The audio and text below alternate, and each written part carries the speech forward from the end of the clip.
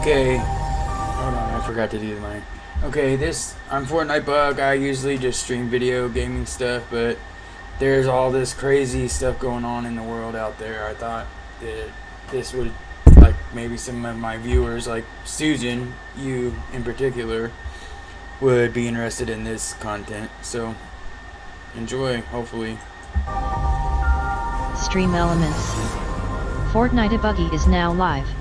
We've Streaming interviewed Fortnite, a number of Joe Rogan experts reacts on the to show, what people Tucker says familiar about with UFOs. footage in the possession of the U.S. military, who have said there is tape out there of unidentified flying objects descending from the sky and then disappearing into the ocean. Well, today, that video emerged. The Pentagon has just confirmed that the footage is real. You're seeing it now on your screen. It was taken by the Combat Information Center on board the USS Omaha on July 15th, 2019, off the coast of San Diego. As far as we know, the UFO in question was never recovered. There was no material indicating a crash. More than that, we don't know. Tom Rogan is a Washington Examiner columnist, well-versed in the subject. He joins us tonight. Tom, what do you think we're looking at here? Well, I think we may well be looking at a true unknown, which is to say intelligently controlled machinery that is not understood to be in the possession of the United States, China, or Russia, which are the three most advanced countries in terms of military aviation. And so, you know, the video in and of itself is limiting what it can tell us, but I think it speaks to, as the Pentagon itself has admitted, this continuing trend of truly unexplained things coming into the public consciousness more than they have before. If you listen to this with the sound up, you can hear the guys who are monitoring this video in real time gasp when it seems to disappear beneath the waves. So this kind of takes the weather balloon off the table or some meteorological phenomenon off the table. I mean, clearly we're looking at something that is, as you just put it, being intelligently controlled, and it's going underneath the ocean and then disappearing. I mean, we're sure that this could not be a foreign nation in control. Yeah, that is yes, and that is why you see people like Senator Rubio leaning into the subject. The military, Office of Naval Intelligence, which really leads the military effort researching this. There isn't anything that we have, top secret information, about what China or Russia have, or what we have at Area 51, that can do what these things do in terms of the variable performance. And I think specifically relevant to this video, in the coming months and years, an area which we will learn more about is the interaction of US Navy submarines, nuclear ballistic missile submarines and attack submarines, picking up sonar contact. Let me know if any of y'all like this. At hundreds of knots under the water. I'll start doing this and so more. there is a undersea dimension to this that the Navy has sort of pushed off to the side as the pilots talk more about their experiences. So there's a lot more to come out, I think, is the best way to put it. Hundreds of knots underwater. I mean, I think all of us can imagine objects moving at incredible speeds in the air. Maybe I got even one more clip that I was wanting to show you too. Speed of light, potentially, but hundreds of knots underwater. I don't think most people can even digest that. That's been recorded. Yeah, it's not nothing that you can that's understand. what I've heard from sources, very good sources, and that the Navy has the data. And one of the big things, Tucker, that I think as we move towards this Director of National Intelligence report, and I do know that the various agencies are actually taking that more seriously than people might expect, as is DNI. One of the things we're going to find is that over a period of decades, a lot of the data, a lot of the measurement of these things has been put off as technical aberration or essentially a data malfunction, because they didn't want to really admit that something very serious and special is going on. I mean, some of this behavior challenges our understanding of physics, so I think this is going to change a lot of perceptions. Tom, I appreciate it. I hope we'll see you again soon. There's more than that. Thanks, Tucker. Y'all, like... Hey, Sean Hannity here. Hey, click... Okay, let's go.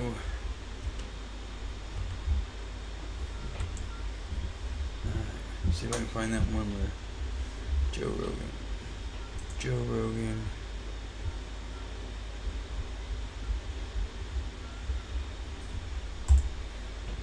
can't find it. Great news, UFOs are real and the spiritual and Great news, UFOs are real and the spiritual and philosophical connotations are going to change reality forever. What? So the CIA and the weapons industry won't be able to profit from it? Oh no, it's not that big of a story. They're still going to profit from it. One, I don't think. Hello there, you Awakening Wonders. Thanks for joining us. Here, let's watch this. Hello there, you Awakening Wonders. Thanks for joining us on our voyage to truth and freedom. Now that he's back on X, we can look at Alex Jones, guest on our show, and how many times he's been right. We know the times when Alex Jones was wrong. We know the mistakes that Alex Jones has made. When I spoke to Alex Jones, the way I said that I look at him and I believe this is our culture doesn't permit for shamanic, mysterious figures that piece together peculiar pieces of information in ways that are unusual but would have once been understandable, working on multiple levels simultaneously. If Alex Jones was simply the man who had wounded the grieving parents of Sandy Hook, which of course he acknowledges was wrong and was a mistake, then there wouldn't be loads of footage of him perspicaciously announcing in advance a number of things that are extraordinary and include even 9/11. We all know where Alex Jones has been wrong. He himself has admitted it. Let's have a look at the times that Alex Jones was right. How could he have known these things? And what about the predictions that Alex Jones is making right now? What things do we have to be aware of? You said they're going to have airliners fly into the World Trade Center and they're going to blame a guy called Osama bin Laden. No, leaving aside what actually happened, how could you have known that? If a really nebbish kind of Harvard journalist had done that, you'd be like, oh my God, you're a genius. How did you know that? If it was like someone like this Woodward Bernstein type journalist or more contemporary, modern, but respected, even legacy media journalist, you'd be like, how did you work that out? What were your sources? How did you do it? You know, that would be revered and prize winning. But because Alex Jones is like a preacher, because I see him as a kind of spiritual, mystical orator rather than a journalist as we previously understand it. And by the way, there's room for different ways of approaching information. This person will be lauded. It's extraordinary, isn't it? Well, in the longer clips, because it's a multi-hour show from July 25th, 2001, I specifically walked through all the reasons, and I knew that they were hyping up that we were about to be hit by Osama bin Laden. I knew that the World Trade Center had been attacked the first time and that the Fed's been involved helping cook the bomb and allowing it to go forward. And I just saw a lot of the pre-programming that was happening in the media. Pre-programming is a term that we're becoming increasingly familiar with, probably because of people like Alex Jones. Michael Schellenberger, for example, said that with the Hunter Biden laptop story, there was a lot of pre-programming or prepping or pre-framing. Oh, there's going to be this story, it's Russian disinformation. So when it comes through more respected, shall I say, or credible, it depends how you regard Alex Jones and how you regard legacy media or even independent journalists like Schellenberger. We approach it differently. So it's very interesting to see where Alex Jones is sort of was culturally ahead of the curve, but also literally ahead of the curve, but also literally ahead of events in ways that seem difficult to understand. Because they were on the news saying, you know, well, life's about to change in America. And I was reading what the RAND Corporation was saying and what the Pentagon was putting out. And I read the PNAC document from a year before, Rebuilding America's Defenses, that Dick Cheney had helped write. And it said we need a Pearl Harbor event on the American homeland to be able to bring in this police state and this control and then expand the American empire worldwide. So hundreds of pieces of data went into that prediction.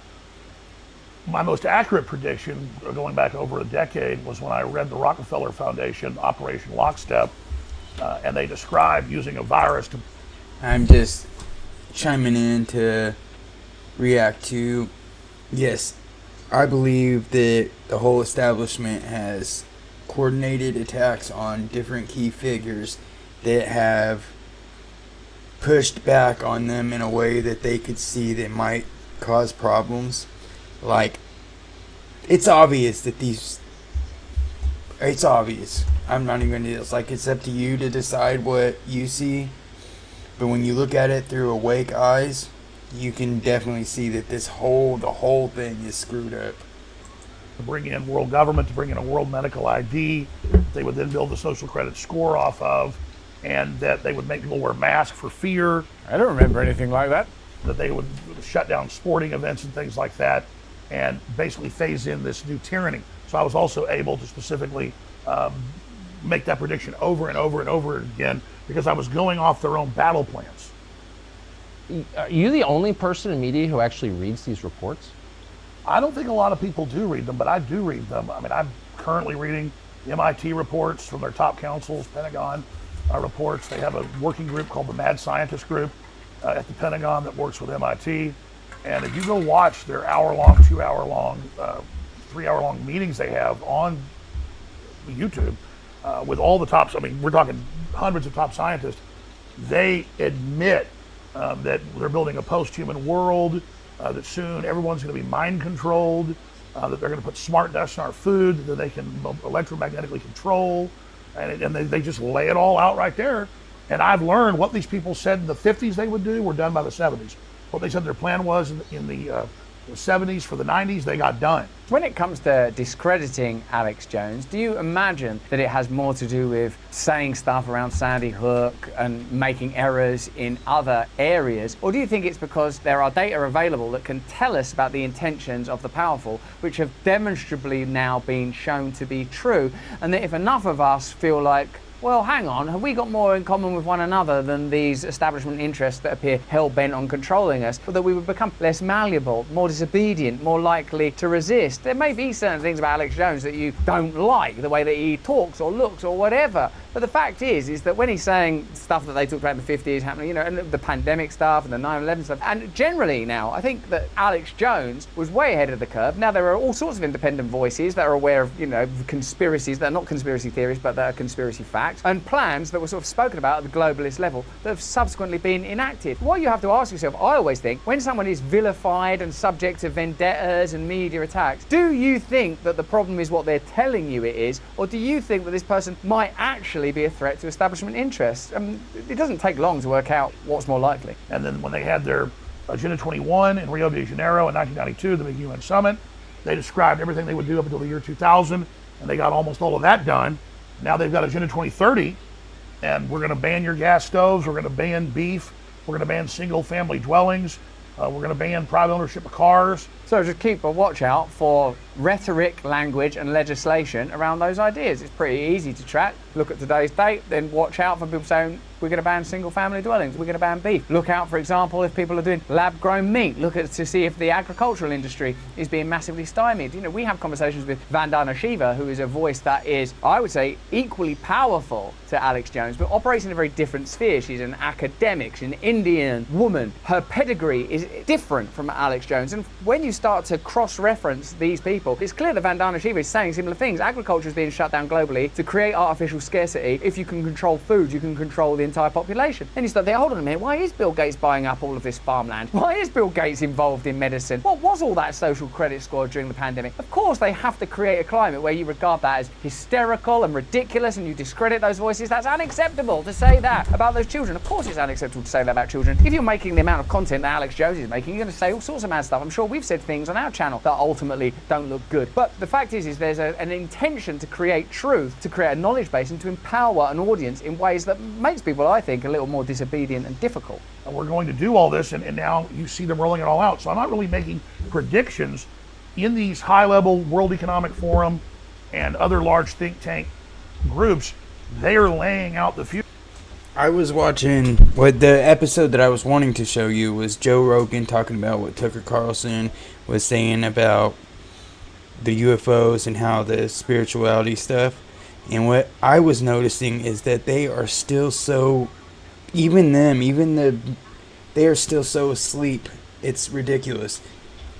Alex Jones is not asleep. He's completely woke to the point to where it's destroying his mind.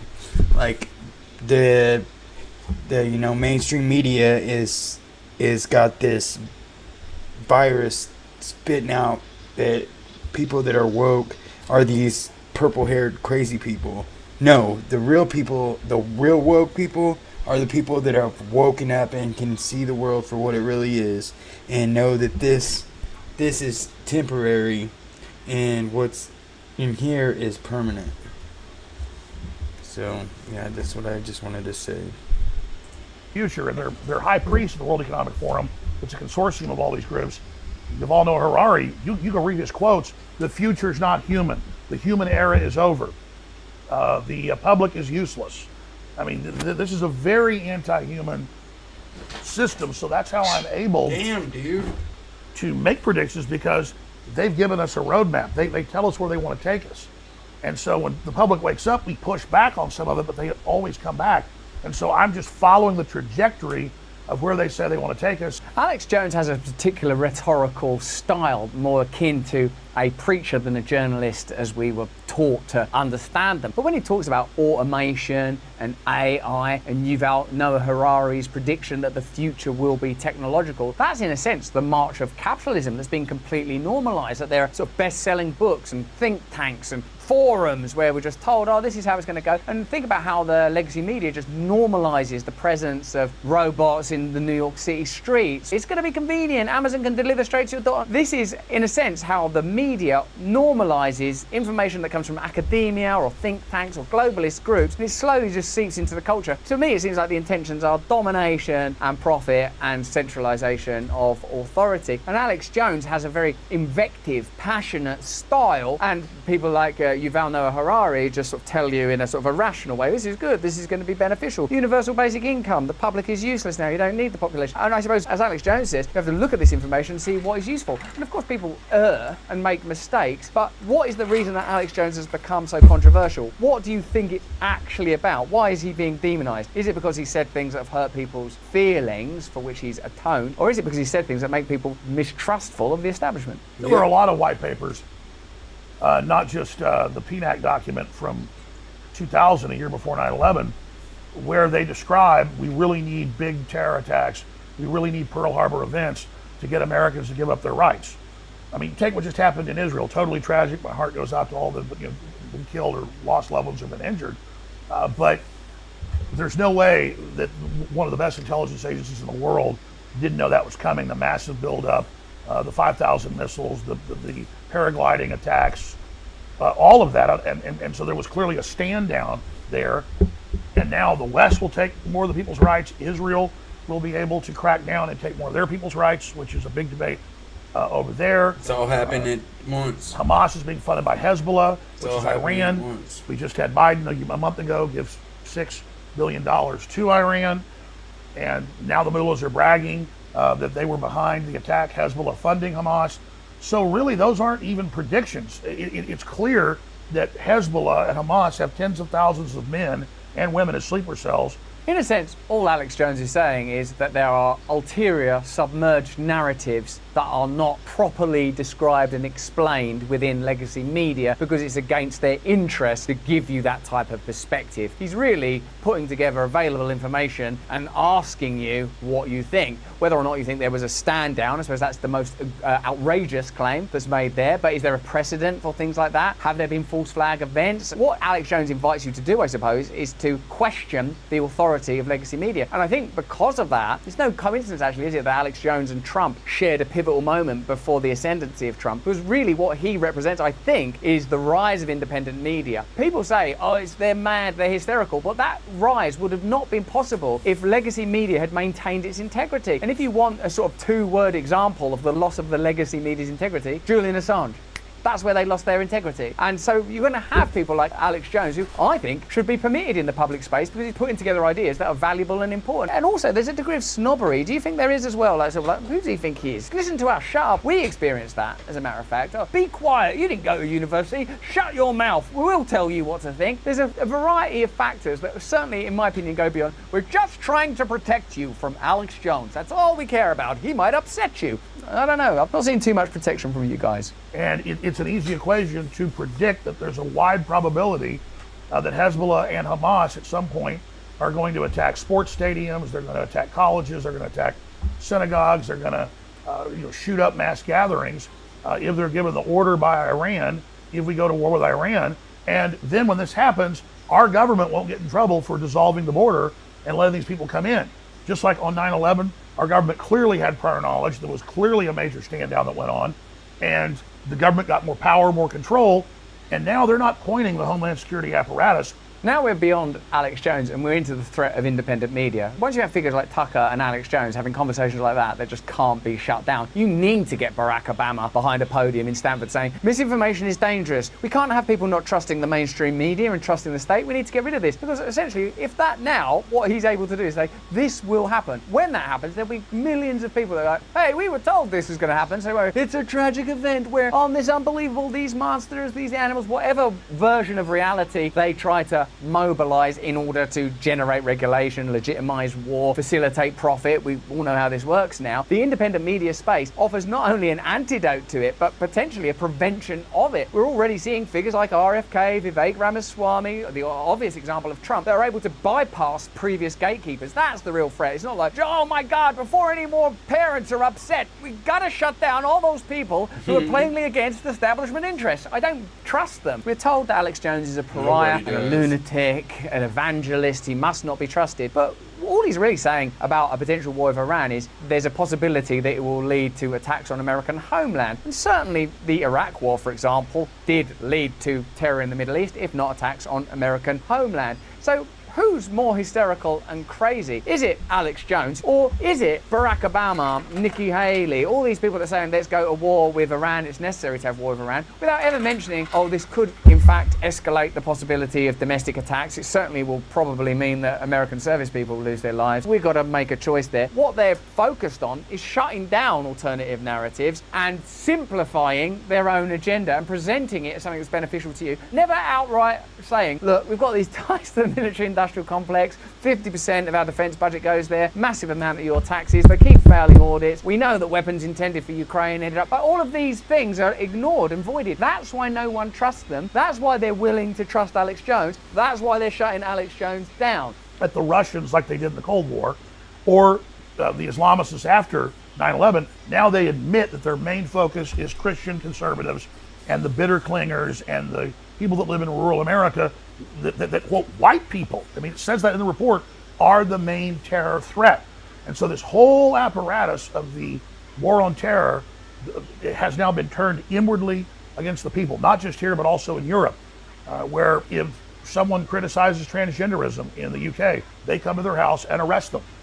If a journalist does that, they come to their house and arrest them. If somebody says, I think these surveillance cameras should start getting cut down, they come to their house and they arrest them for their free speech. And so this is a global movement by the mega corporations, by the BlackRocks and the State Streets and the Vanguards that control 80+% of world wealth to control our behavior. And Larry Fink of BlackRock has said that at the Davos Group repeatedly.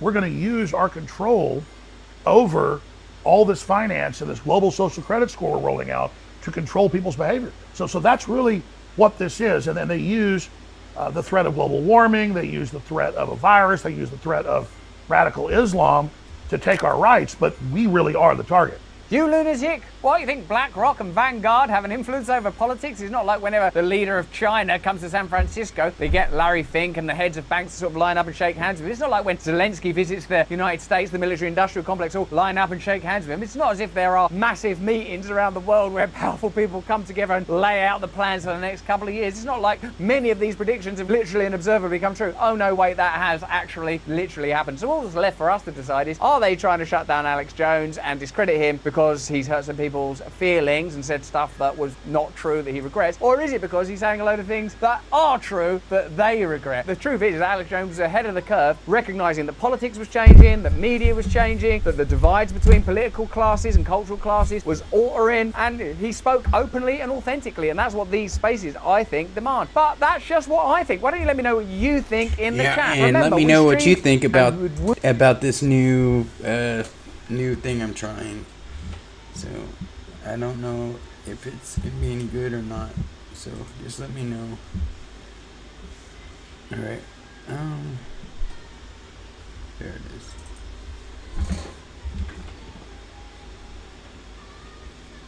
Buried deep in declassified. No, not the clue. Okay, here we go. In 2019, this mysterious man wearing a TV on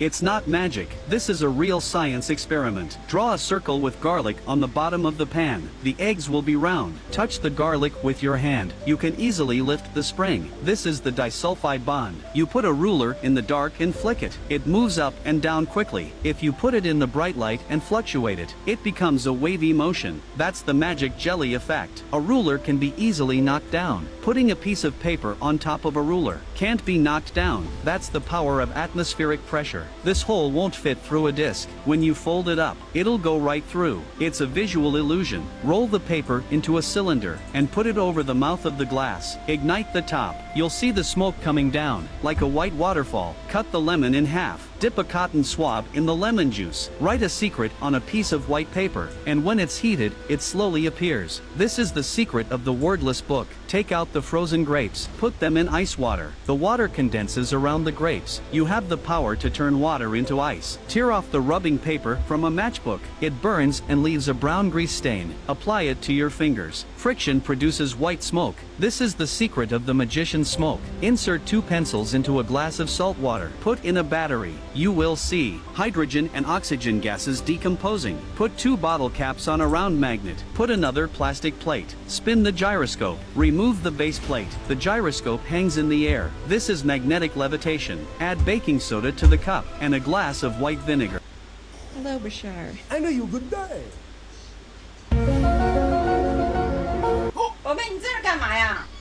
So yes, you have a 1023. Do you have the 17 recordings? Yes or no? I'm not going to get further into this. So you're stonewalling. You can't say I'm not refusing to answer your question, but I won't answer your question. I'm going to answer within the parameters that we operate. Yeah, they're going to answer in any way that doesn't get them incriminated. Like even though they are criminals, 100%. You don't believe you're accountable to the United States Congress, and you don't believe you're accountable to the American people. And you are doing damage. The FBI is a great institution. When I go home to Texas, people ask me, should we abolish the FBI? Now, I tell them no, because you have heroes and patriots working for you that are catching child predators, that are catching terrorists. But you're sitting there happily erecting a wall to protect Joe Biden. Will you provide to this committee? Never do this. This woman was dancing when suddenly the door behind her closed by itself, but that's not the most terrifying part. This person is going to find a skinwalker in their living room with a piece of wood in hand. How did it get inside? I'll show you the rest of the videos right away, but be aware that I can only protect my subscribers who have shared, commented, and watched the video until the end. The second person that appears when you click on share and then on WhatsApp is afraid of you. He found his cat in a deplorable state. What happened to it? On TikTok, people are saying that this cat is now a skinwalker and there's nothing that can be done for it. This Tuesday in America, a cat was found behaving like a human. It was transported to a psychiatric because it was actually an advanced skinwalker. Look at its legs. They are not normal. A cat shouldn't behave like this. Cats are so weird. Sir? I had a quick question. Do you wanna buy some weed from me, maybe? Actually, I'll talk to you later. Goodbye. I'm sorry. I'm trying to get like 40 for it. Trying to get like maybe like 40. Come here. I mean, if you don't want to buy any, that's Open cool. your hands. Open your hands. Okay. Open your hands. If you don't want to buy any, that's cool. Where did it go? Get over here. Well, chill out. I don't have anything on me. I have nothing on me. Turn around. Stay right there on the wall. Where'd it go? You walk up, you say, "Hell, officer, do you want to No, buy I did some not. weed?"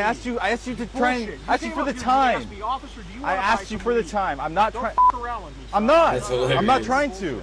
I'm not trying to. That is hilarious. And unless you have something to charge You- me, I'll show you the video after I get it I done. don't remember. You know what? I don't have time to play with you. Get the f out of here. Goodbye. All right. Walk Why is away. it I am. deep, man? Stop talking. Just walk away. Get out. Okay, let's go. Let's shut the camera. Shut the camera off. Shut it off. Let's go. I still got it on me though.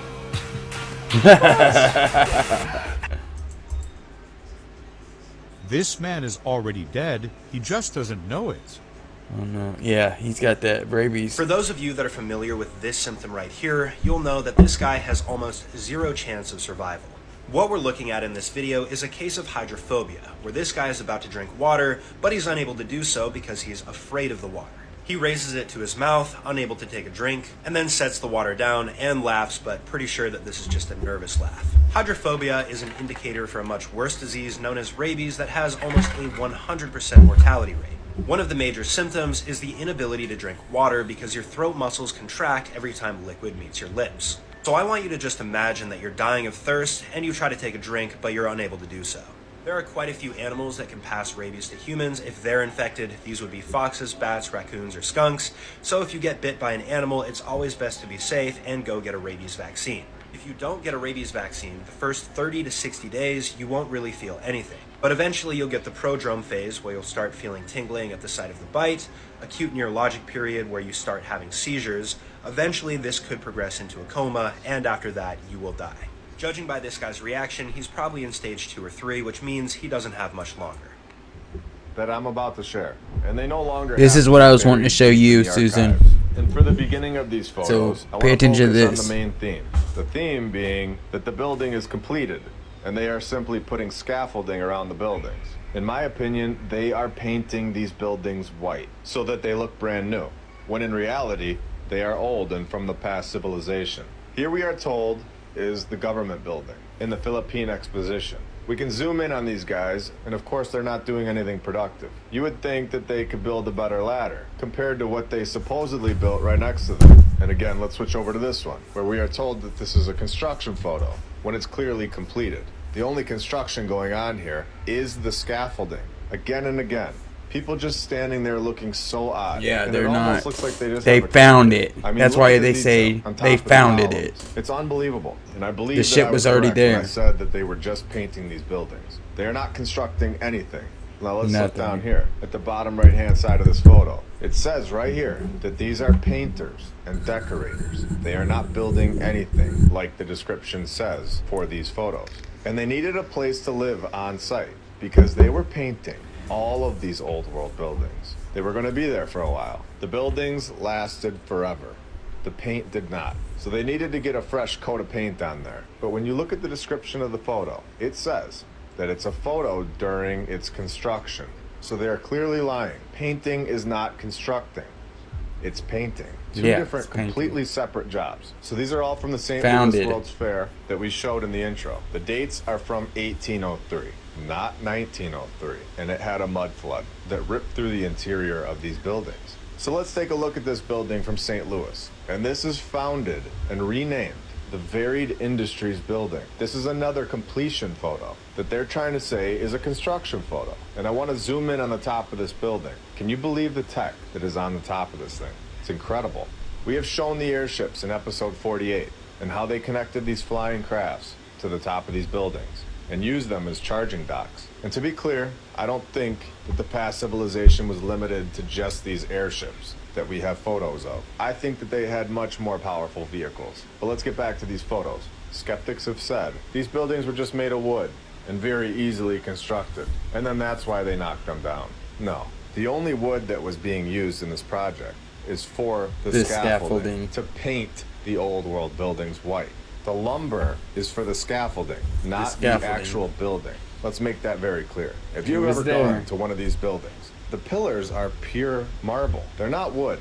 You can use the Field Museum as an example, located in Chicago. Now here we have another incredible construction photo, where for some reason, there isn't much construction going on, just a building with more scaffolding. So my question is, how have they gotten away with this nonsense for so long? That is not construction. I can clearly see that the building is done. Just because someone put a ladder in front of it doesn't mean this is being constructed. This is the process that painters use. Any painter will confirm this. And also imagine carrying these materials up that scaffolding. If this was really a construction photo, it would be impossible and very embarrassing because nobody would be able to do it. Does anyone see a crane anywhere? No. Once you know, you know. You don't go back to believing in the lies because they are ridiculous. We have more tech in the background here. There are two of them actually. And here we have a bunch of people that found this building. Let's take a second and look at the size of this thing. This was the Palace of Electricity. Could you imagine this being constructed today? This thing is unbelievable. And remember, there were so many of these buildings being thrown together in like 2 years supposedly, at the same exact time. Oh, And they are all dated 1803, not 1903. And what happened to the Palace of Electricity? We were told that these buildings were practically worthless, and they ended up in dump sites because they were just made of wood, right? The problem with that is that they are contradicting themselves. The Missouri History Museum states that the construction for the Palace of Electricity and Machinery costed them $412,000, which is the equivalent to $11.48 million today in 2023. So it's practically worthless, or is it 11.4 million? This is the kind of stuff that makes me fully trust the mainstream narrative. I love just knowing deep down that they would never lie. They're full of crap. It's just really nice to know. I love that they provide us with full logistical details. They never contradict themselves. They go that extra mile to make sure that what we are being told is exactly what happened. Oh, they don't do any of that? No, they don't do any of that. Literally none of it. The title states that this is the Iowa State Pavilion construction. And if you just shut your eyes right now, you can clearly see them right there, laying the cornerstone. Okay, you can open your eyes now. This is the master builder down here. And those guys up there were also fully trained on how to build massive palaces. In fact, they are admittedly self-trained, getting a lot of their architecture designs and ideas from working on Abe Lincoln's house. As you can see, they were very busy workers. They got that building done in less than 2 years, ready for the world to see. Temporarily, of course, before knocking it down, so that nobody would ever see it again. And we can't forget to mention that they have painters actually painting this building. 4 of them to be exact, proving again that these are not construction photos. They are painting photos. And over on the right-hand side of this photo, we can clearly see a construction process happening, putting the scaffolding together with perfection. Just look at that scaffolding architecture. Okay, I'll be done with the sarcasm for today. The mainstream narrative is so ridiculous. It's really hard to not make fun of it at this point. And then we have more painters. He's got his paintbrush in his hand and the paint right there on the scaffolding. It's hilarious. It's clear at this point that these are no longer allowed to be considered construction photos for anyone that ever had a doubt in their mind. Now he's holding up a hat, and that hat says something on it. I wish I knew what it said. Comment below what you think that hat says. All answers are accepted. The guy next to him is also wearing a top hat, which is, of course, if you're going for the productive painter / I still want my style points look, very common for the 1900s. Very impressive. And here we have the United States Fisheries Building during its completion. But I'm going to zoom in on this building on the right-hand side because it's very strange. And we have these creatures' faces on the side of this building, with writing here as well. I can't see exactly what it says, but it definitely doesn't say Fisheries Building. And then we can see more painters up here on the left-hand side. And here we have a modern fisheries building, built by us, of course, which won't last forever, unfortunately, because that's the way we construct things. So here we have a fisheries building that is designed by the Greek